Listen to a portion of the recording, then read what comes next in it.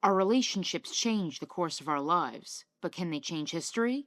I'm the Affair Archivist, and today we will delve into the star-crossed romance between JFK's sister, Kik, and English aristocrat Billy Cavendish.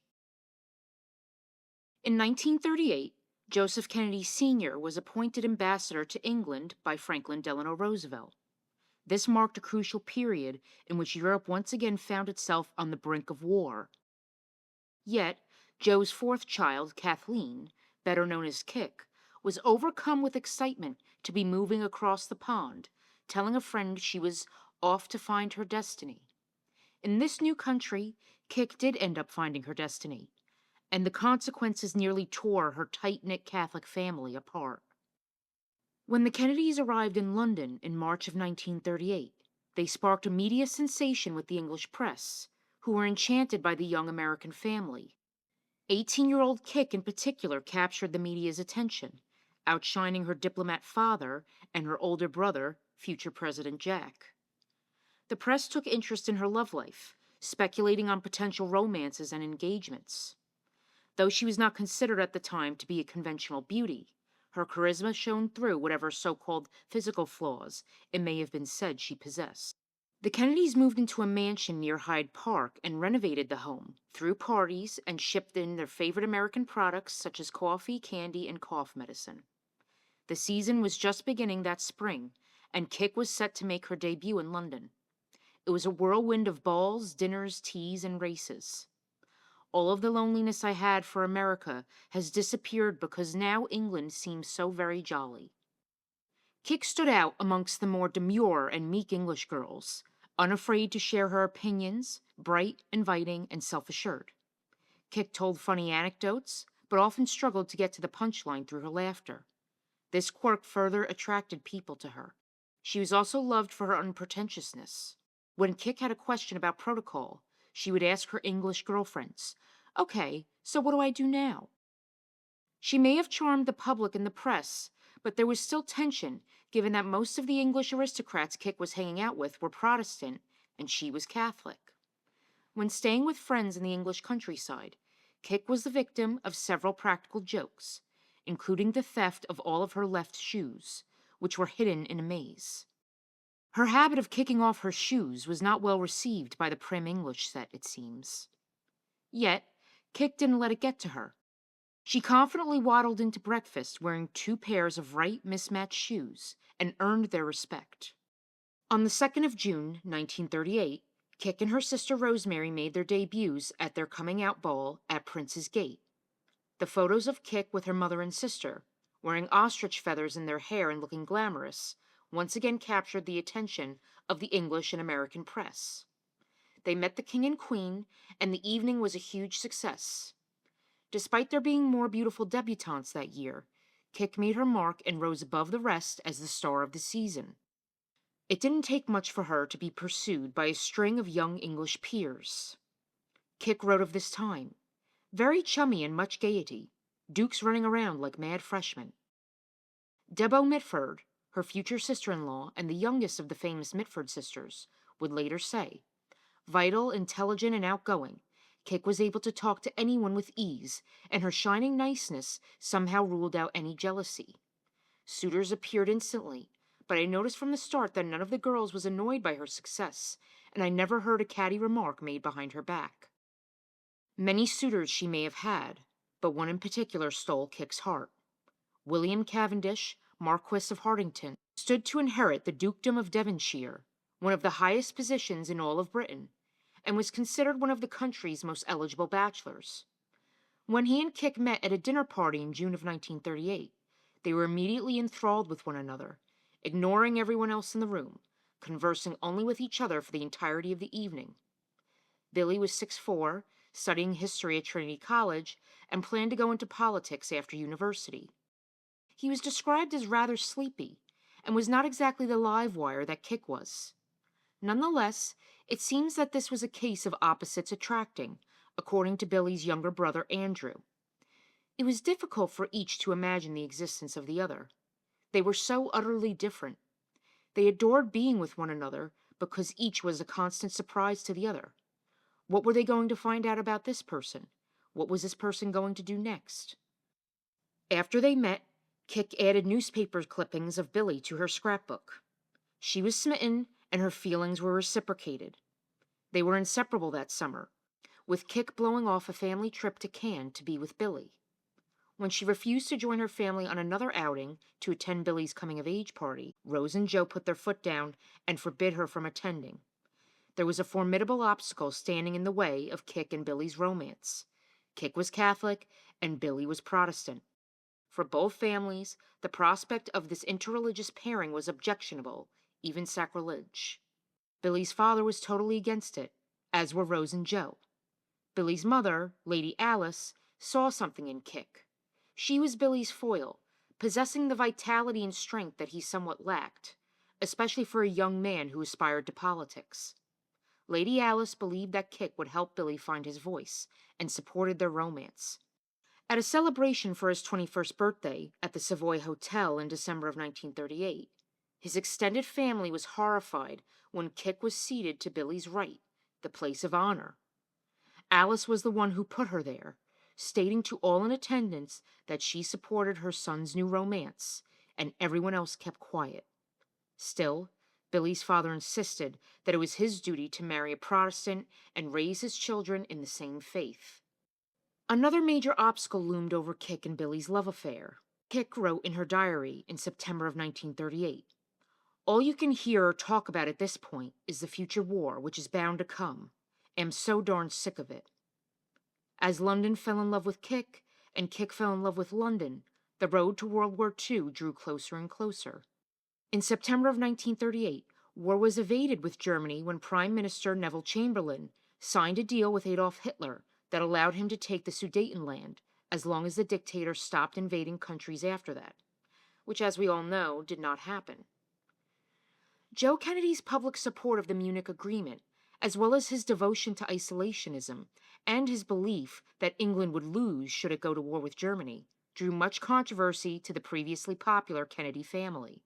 Joe's assertion that democracies and dictatorships just needed to learn how to get along did not sit well with FDR either, who did not want people to get the idea that America supported appeasement. These statements would not bode well for Joe's reputation and political career once the war broke out.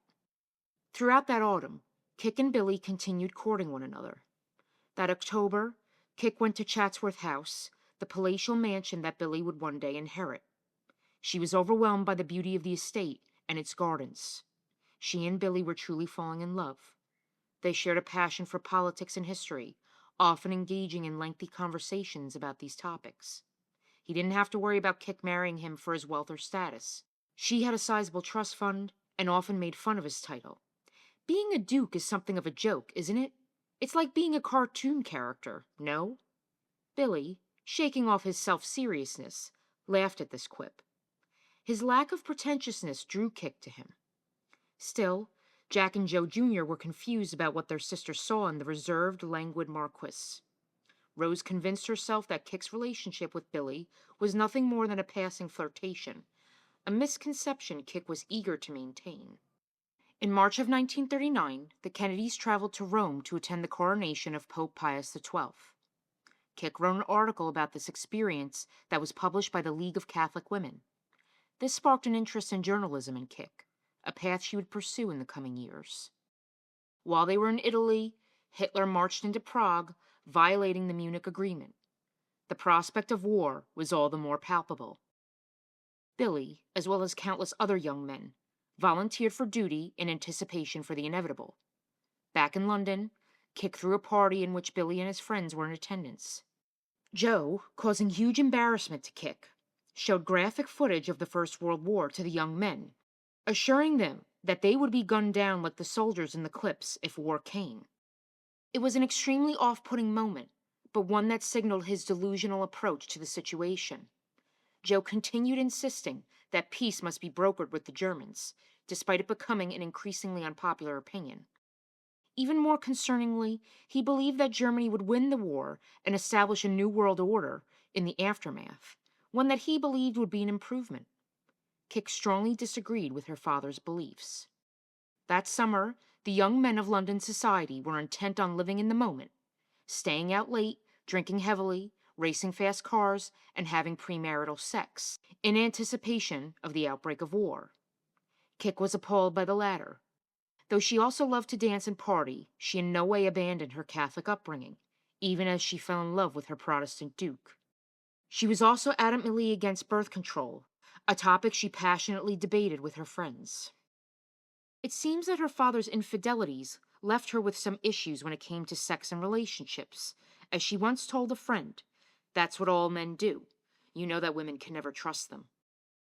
On August 15th, 1939, the Boston Globe published an article entitled, "Kennedy Girl May Wed a Peer." Though they denied it, Kick and Billy were discussing marriage, yet knew that it would take a great deal of convincing for both of their families to make it happen. Ultimately, it was world events, rather than their differences of religion, that would drive them apart.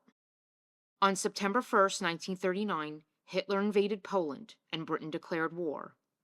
As London geared up for the carnage that would soon come, Joe made arrangements for his family to leave England. He stayed behind with Rosemary, who was thriving at a school she was attending in the city. Kick, despite her protests, left on December 12th. After her departure, she wrote to Joe, "Thanks a lot, Daddy, for giving me one of the greatest experiences anyone could have had. I know it will have a great effect on everything I do from here on in." Her future with Billy would remain uncertain for years. Kick wrote, "It all seems like a beautiful dream." Rose was relieved that they were leaving, not just because of the war, but because she wanted to get Kick away from Billy. After FDR was reelected in 1940, Joe resigned from his post as ambassador to England in disgrace. His political career never recovered, so he invested his time and effort in grooming his eldest son, Joe Jr., for a political career. Meanwhile, Kick desperately schemed for ways she could worm her way back to England to be with Billy again. "I am nearly going mad. I am so anxious to go back that I can hardly sit still." In the interim, she attended college, but dropped out to take a job as a research assistant at the Washington Times-Herald. She moved to Washington, D.C. for the position, and soon began a situationship with a reporter 10 years her senior named John White. White was Harvard educated, but from a working-class background. He was also a socialist who exposed Kick to new ideas and ways of looking at the world. They had an interesting dynamic in which they would often insult each other in jest. He was surprised at how much Kick knew about his personal life so quickly into their relationship. When he mentioned this to her, Kick nonchalantly told him that her father hired private investigators to vet all of his children's romantic prospects. Back in Europe, Billy returned from France traumatized by what he had seen. He was on the Maginot Line during the Blitzkrieg and was missing and feared dead in the weeks after Dunkirk. He managed to escape the Nazis by driving to the coast of France and was evacuated back to Britain. The fact that the British were forced to retreat haunted Billy. "We ran away," he told his cousin repeatedly. Kick was relieved when she received word that he was safe. They did write, but his letters became less frequent as time went on. Then Kick received a Dear John letter from Billy. While she was internally devastated by this, she put up a brave front. Rather sad, don't you think? She felt he was weak for not waiting for her. Soon after, Kick learned that Billy was engaged to another woman. Yet Billy wrote to Kick, "I have never been engaged before, thanks to you. It was a very long time before I gave up all hope of marrying you." He also encouraged her to keep writing, clearly showing that his feelings for her were still there. She begged Joe to let her go back to England and try to obtain a passport. Her father once again refused, and Kick finally resigned herself to losing Billy. She continued to see John White, and he fell for her. Yet she refused to even kiss him, despite his numerous attempts at a romantic interlude. They had more of a close friendship than a romance. Kick told him, "Listen, the thing about me you ought to know is that I'm like Jack, incapable of deep affection." Soon after Pearl Harbor was attacked and the United States entered the war, Billy wrote to Kick informing her that he had broken off his engagement. She was his true love. Plus, his family did not approve of his previous fiancée, believing her to be beneath him. Kick's desire to return to England was reinvigorated. She had been promoted to a reporter at a newspaper and applied to work as a correspondent in London in a bid to return to Billy. She did not get the position. Kick's English friends wrote to her, trying to convince her to come back and marry Billy. She asked her brother for advice. Jack told her, "I would strongly advise against any voyages to England to marrying any Englishman, for I have come to the reluctant conclusion that it is come time to write the obituary of the British Empire." In the summer of 1942, Kick vacationed with White and finally let him kiss her under the water as they swam in a pool on the Cape. On this trip, he met her family, but it did not go well. Their relationship ended soon after. Years later, White dated Jacqueline Bouvier before she met Jack Kennedy. Nearly 4 years after she left England, Kick was on her way back. She volunteered for the American Red Cross, and after her father pulled some strings, she was assigned to work in London. She arrived in June of 1943. Unlike her first arrival in the city, she left the ship in her uniform without much fanfare. Her motivations in joining the Red Cross and becoming a donut dolly were questioned, so much so that one of Kick's friends had to sign a form verifying that she was not just returning to London to be with her boyfriend. Furthermore, Kick received some backlash from the English due to her father's problematic stance on appeasement and the British war effort. This hurt her, as she had always been pro-England and believed they would defeat Germany. Joe encouraged her not to worry, that she was not responsible for his issues or opinions. The Daily Mail published a photo of Kick on her bike. She earned the nickname the Girl on the Bicycle. The photo was symbolic of the joint British and American effort to win the war. 2 weeks after her arrival, she received a telegram. "Reach London 7:15 Saturday, staying at Mayfair. Can you keep Sunday free? Billy." On leave, Billy reunited with Kick on July 10th at the Crescent Club. They still loved each other despite all the years they spent apart. They spent one full day together at Compton Palace after a quick meeting in London. "For 24 hours, I forgot all about the war." In a letter to Jack, Kick wrote, "Billy is the same, a bit older, a bit more ducal, but we get on as well as ever." Anticipating he would be sent back to the front, Billy wanted to marry Kick, but the elephant in the room stopped him. He knew he would have to ask her to give up her religion, and that their children would have to be raised Protestant. He wasn't quite ready to ask this of her yet. He finally worked up the courage to propose during Christmas of 1943, when Kick spent the holidays with the Cavendishes. Kick took a while to contemplate this decision. She loved Billy dearly, but her faith was also incredibly important to her, and she knew she did not exactly have her parents' blessing either. Adding even more pressure, the interfaith marriage was considered by the Catholic Church at this time to be invalid, and if Kick married Billy, she would be living in sin, which she also found incredibly distressing. In addition, Kick would be unable to take Holy Communion, make confession, and she and her children would be damned. The enormity of the decision that lay before her weighed on her. Unfortunately, the barriers up against Kick and Billy's love were not confined to just differences in religion. There were several more obstacles to come, leading to tragedy. If you would like to know the outcome of Kick and Billy's star-crossed romance, please watch my video, The Tragedy of Kick Kennedy Cavendish. Thank you very much for watching. If you enjoyed this video, please like, comment, and subscribe, and join me next time as we explore another affair from history.